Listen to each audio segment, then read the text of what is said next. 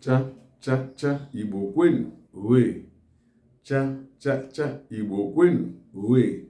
Cha cha cha Igbo kwenu uwe. Abia kwenu uwe.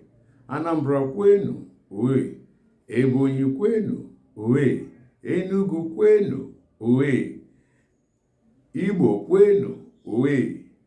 Nigeria kwezuonu. Hello, beautiful friends and families. I welcome you all once again to my Igbo program called Let's Learn About the Igbo. Let's learn everything about the Igbo. I'm your host, Mazi B.O., a full-fledged Igbo son and teacher of Igbo language, culture, and traditions, including general issues that affect our lives in society, the lives of the Igbo, the lives of the non-Igbo. All right, today we're going to continue from where we stopped the last time. I'm talking about numbers, okay? ONUOGUGU Igbo. Numbers, ONUOGUGU Igbo. Number means ONUOGUGU in Igbo language. All right, the last time we stopped at 100, which in Igbo is called Nari. 100 is called Nari. I reminded you, or rather I taught you that 1 is Otu, 2 Abo, 3 Ato, 4 Ano, 5 Ise, 6 Isi, 7 Asa, 8 Asato, 9 Itolu, 10 Iri. Today we're going to start from 100, which is Nari in Igbo, to 200. All right, let's go.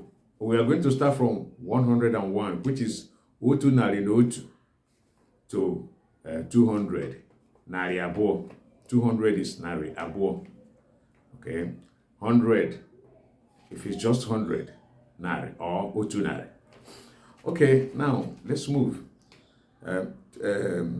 101 is Otu Nari Otu. 102, Otu Nari Abo. 103, Otu Nari Ato. 104, Otu Nari Ano. 105, Otu Nari Ise.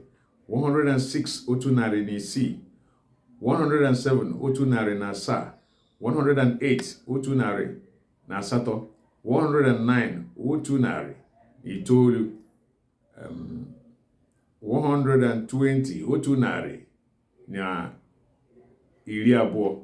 120 is Otu Nari na iri abụọ. Iri abụọ is 20. You can still call 20 Ogu, Oge, or you can call it Ohu, O-Yi-U. But in Igbo, we call it, that is generally accepted Igbo language, we call 20 Iri Abo. Abo is 2, Iri is 10. When they are brought together, when 10 plus 2, 10 times 2 is 20. 10 plus 10 is 20. So when 10 come together, 10 into two places, you see 20. Okay, so the 20 is called Iri Abo. Abo is 2. 10 is Iri. Okay, Iri Abo na 121 Nari. Otu Nari na iri abụọ na otu. 123, Otu Nari na iri abụọ na atọ. 124, Otu Nari na iri abụọ na anọ. 125, Otu Nari na iri abụọ na ise. 126, Otu Nari na iri abụọ na isii. 127, Otu Nari na iri abụọ na asaa. 128, Otu Nari na iri abụọ na asatọ. 129, Otu Nari na iri abụọ na itoolu. 130, Otu Nari na iri atọ. 131, Otu Nari na iri atọ na otu. Otu Nari na iri 131. 130 is Otu Nari na iri atọ. 131, Otu Nari na iri atọ na otu. 132, Otu Nari na iri atọ na abụọ. 133, Otu Nari na iri abụọ na atọ. 134, Otu Nari na iri atọ na anọ. 135 otu narị na iri anọ na ise, 136 otu narị na iri atọ, otu narị na iri atọ na isii, 136, 135 otu narị na iri atọ na ise, 137 otu narị na iri atọ na asaa. Remember, 136 is otu narị na iri atọ na isii. Isii is 6. The other one, otu narị na iri atọ na asatọ. That is 138. 139, otu narị na iri atọ na itoolu. 140, otu narị na iri anọ. Iri anọ, anọ is 4. Iri is 10. Narị is 100. Then otu narị. 140 is otu narị na iri anọ. 141, otu narị na iri anọ na otu. Otu is 1. Otu narị na iri anọ na otu. 100, that is 141.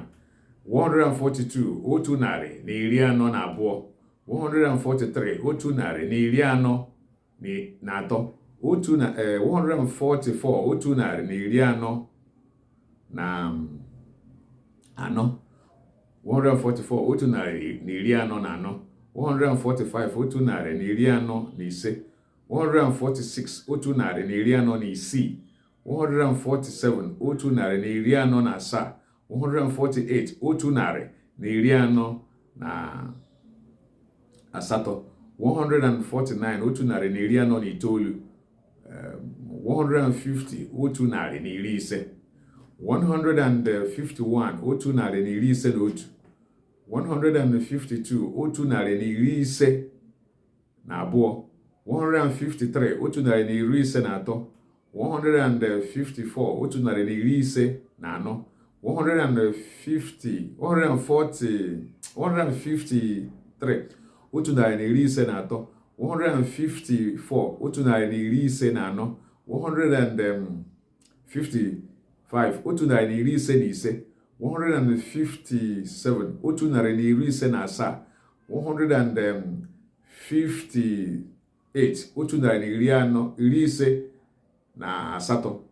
158, otu narị na iri ise na asatọ. 160, otu narị na iri isii. 160, otu narị na iri isii. 161, otu narị na iri isii na otu. 162, otu narị na iri isii na abụọ. Abụọ is 2. Okay? 163, otu narị na iri isii na atọ. Atọ is 3. Otu narị na iri isii na atọ. That is 133. 163. The other one, 164, otu narị na iri isii na anọ. 165, otu narị na iri isii na ise. 166, otu narị na iri isii na isii. 167, otu narị na iri isii na asaa. 168, otu narị na iri isii na asatọ. 169, otu narị na iri isii na itoolu. 170, otu narị na iri asaa.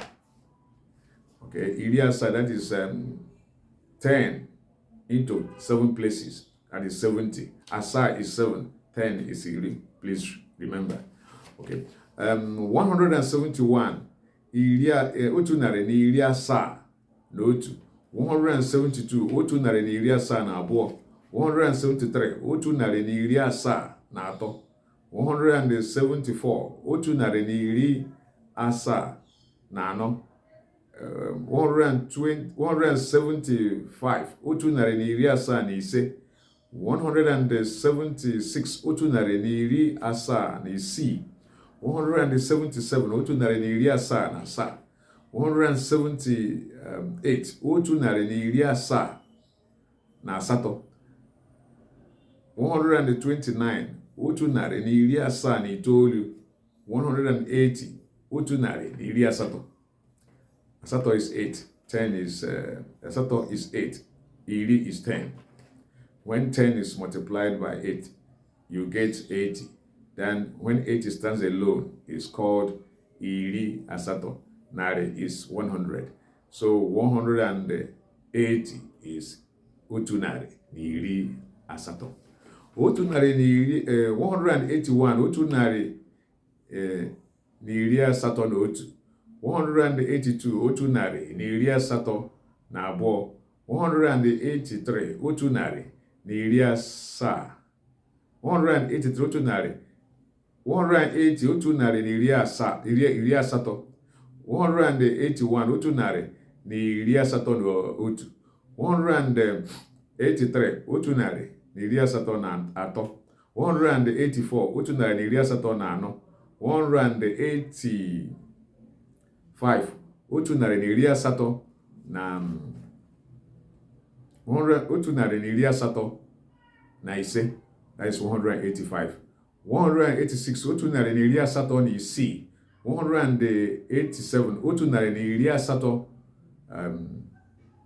otu nari na iri asatọ na isii. 187 otu nari na iri asatọ na asaa. 188 otu nari na iri asatọ na asatọ. 189 otu nari na iri asatọ na itoolu. 190 otu nari na iri itoolu. 191 otu nari na iri itoolu na otu. 192 otu nari na iri itoolu na abụọ. 193 otu nari na iri itoolu na atọ. 194 otu nari na iri itoolu na anọ. 195 otu nari na iri itoolu na ise. 196 otu nari na iri itoolu na isii. 197 otu nari na iri itoolu na asaa. 198 otu nari na iri itoolu na asatọ. That one 199 otu nari na iri itoolu na itoolu. Nke ọzọ, the other one is 2000 narị abụọ. All right, guys.